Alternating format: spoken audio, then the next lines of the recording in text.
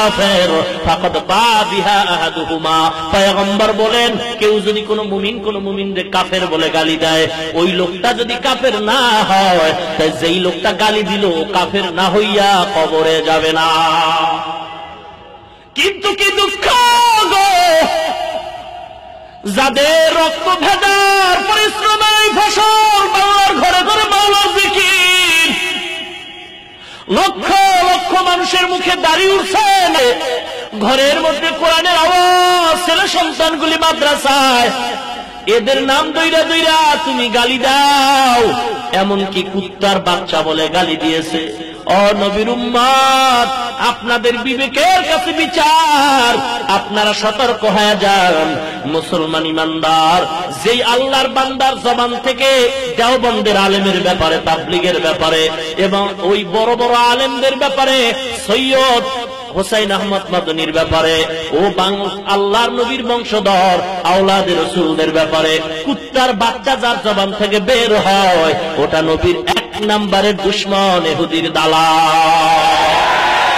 ঠিক কি না বলো? আফসোস, কই আমাদের ঈমান কোথায়? হুসাইন আহমদ মাদনী,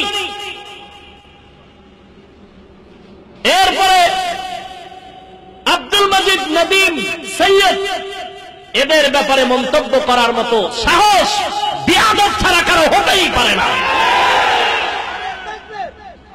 ভাইরা আমার, আল্লাহর কাছে আমরা বরদোয়া করি না, দোয়া করি আল্লাহ হেদায়েত দান করুন। বান্দা যখন অতিরঞ্জিত করে ফেলে অন্যায়, আসমান থেকে যখন ফয়সালা হয়, তখন বান্দার জবানের ব্রেক নষ্ট হয়ে যায়, আবল তাবল কথা বলা ছাড়া তার কোনো গতি থাকে না। দোষ পায় না, কি করব বুঝেন নাই? এই হাফিজুর রহমানের ওয়াজ না, বাদ দে বেটা, খালি কণ্ঠ আর সুর আর কিসসা কাহিনী, এলেমের গন্ধ নেই। এক ভাই কয় না, এলেম কালাম একেবারে ফালায় দেওয়ার মতো নাই।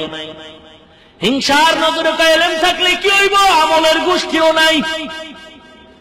আল্লাহর বান্দা কয় একেবারে আমল খারাপ নয়, হিংসার নজরে আলেম ডাক দিয়ে আমল থাকলে কি হবে, বেশি দিন টিকবে না। আছে না? হিংসা কারে কয়? হিংসা কাকে বলে?